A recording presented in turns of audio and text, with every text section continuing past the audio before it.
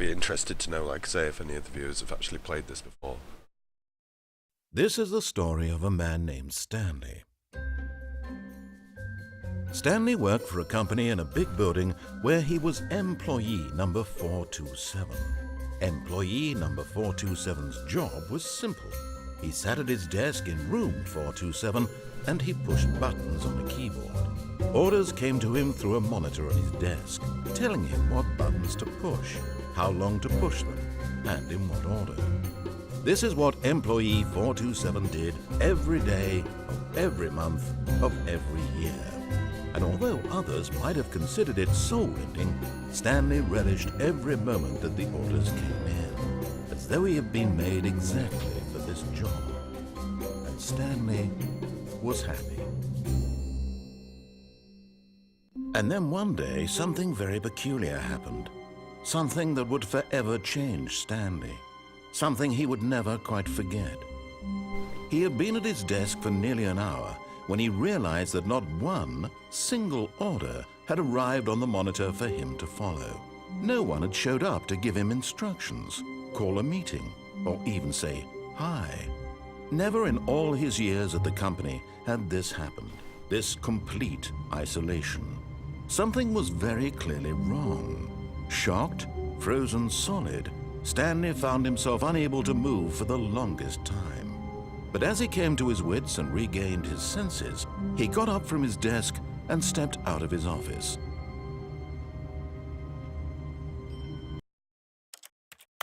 Turn the video up slightly.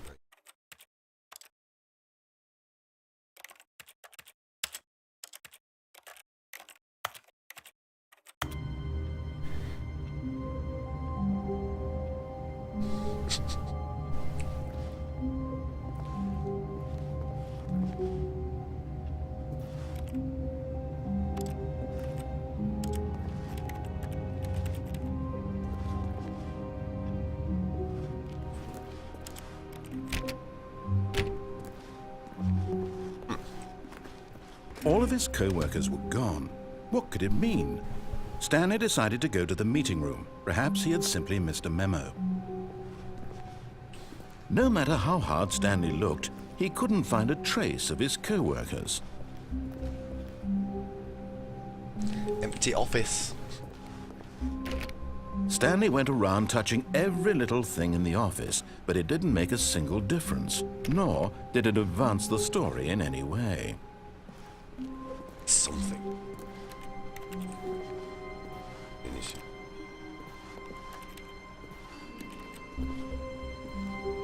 Stop.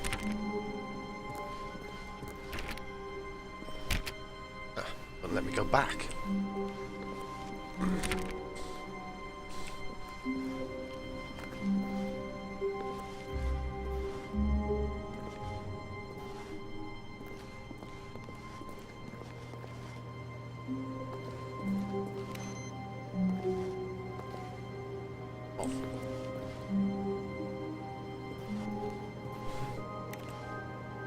I hope you're all doing well on this Sunday morning.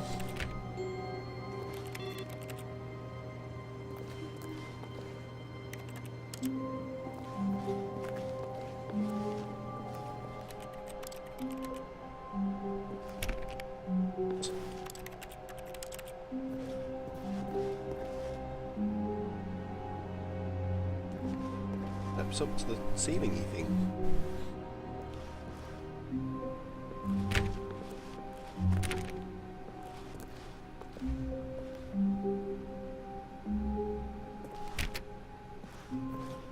When Stanley came to a set of 2 open doors, he entered the door on his left.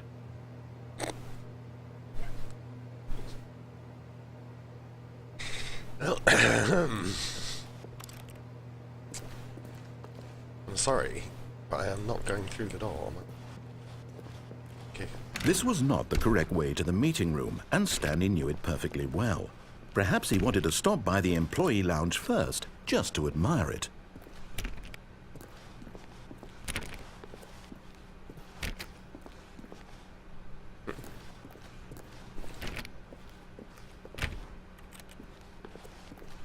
Ah, yes, truly a room worth admiring. It had really been worth the detour after all, just to spend a few moments here in this immaculate, beautifully constructed room. Stanley simply stood here, drinking it all in. But eager to get back to business, Stanley took the first open door on his left. No, I'm not going. Right.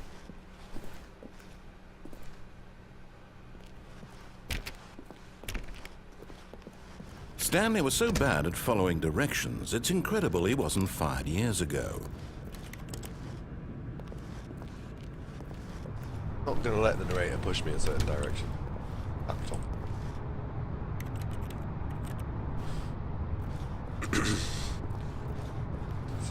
Set him. Do not jump from cargo. Lift while in motion.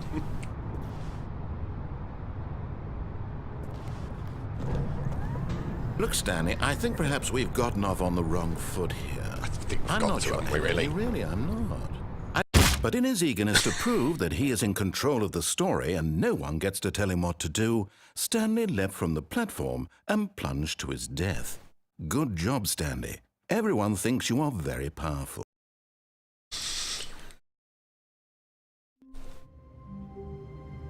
Right. Okay. All of his co-workers were gone. What could it mean? Stanley decided to go to the meeting room. Perhaps he had simply missed a memo.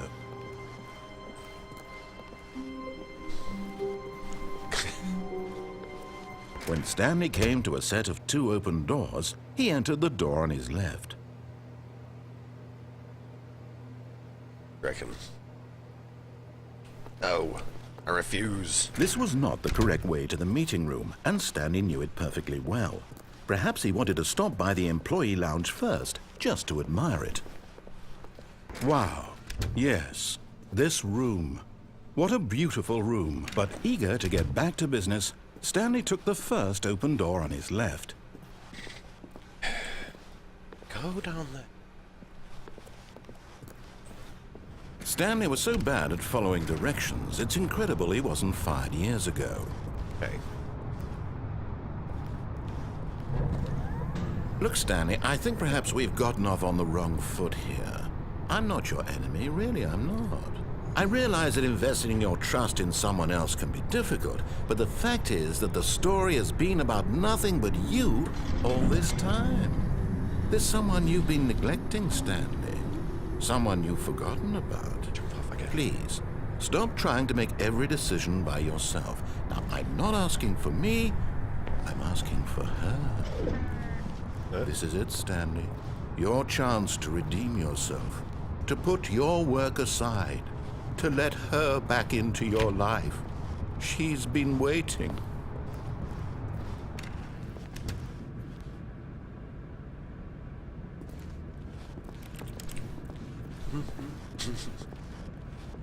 Wait, did that shut the door behind me? Okay. Go into the dark room. That's her, Stanley. You need to be the one to do this, to reach out to her. If you can truly place your faith in another, then pick up the phone.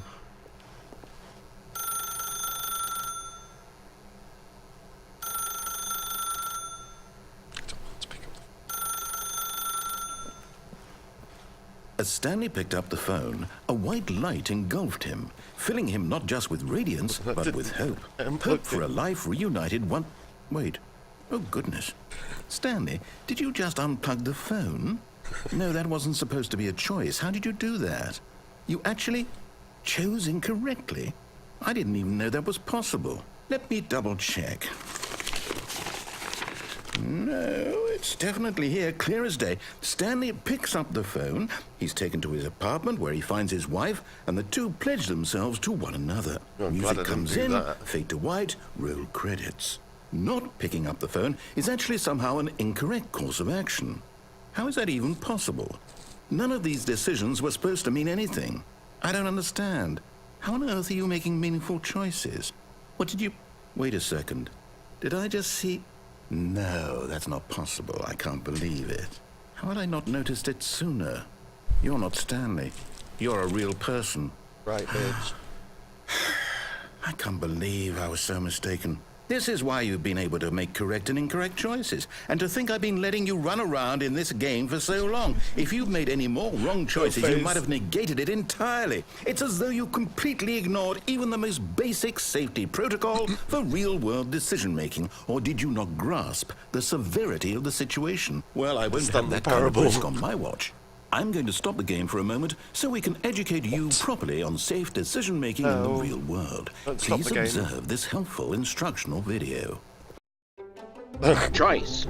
It's the best part of being a real person. But if used incorrectly, can also be the most dangerous. For example, in this scenario, a hypothetical real person named Stephen has a choice. He could spend years helping improve the quality of life for citizens of impoverished third world nations. Or he could systematically set fire to every orphan living in a 30-kilometer radius of his house. Which choice would you make? Remember that unlike here, the real world makes sense, and at no time should you make a choice that does not conform to rational logic. If you find yourself speaking with a person who does not make sense, in all likelihood, that person is not real.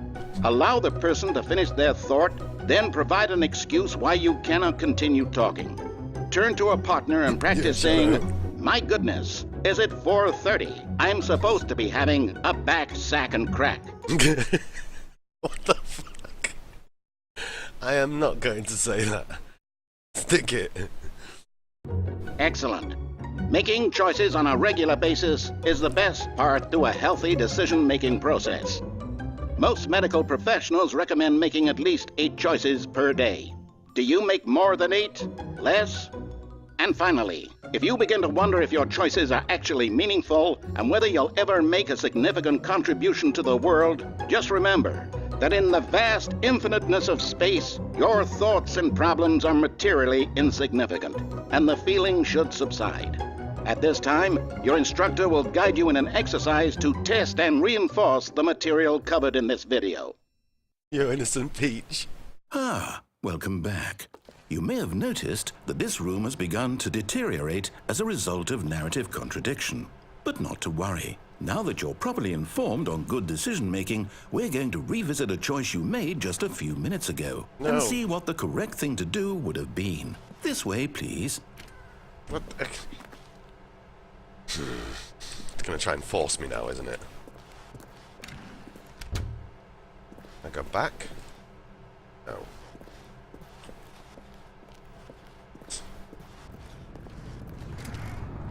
No! Stop shutting doors behind me! Right, you little turd! Ah, it's put cages round so I can't jump off. Now that we know your choices are meaningful, we can't have you jumping off the platform and dying. Imagine the main character dying senselessly halfway through the story. That story would make no sense at all. Welcome to the stream, by the way, guys. We just need to get you home as soon as possible before the narrative contradiction gets any worse. Unfortunately, it seems this place is not well equipped to deal with reality. Jump off.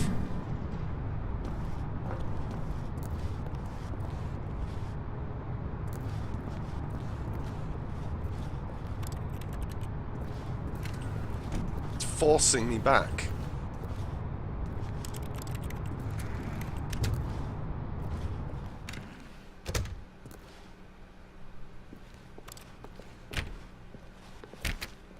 I'm not gonna go through that left door.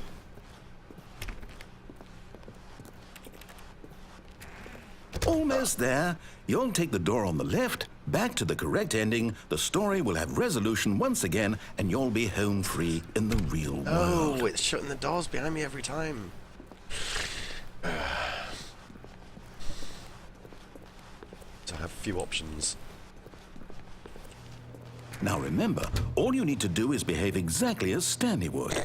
That means choosing responsibly and always putting the story first. I'm quite sure you'll be up to the task. Just follow my lead and you'll be fine. All right. When Stanley came to a set of 2 open doors, he entered the door on his left. Quick! Let me go right. No! Why did you do that? Quickly, hurry back.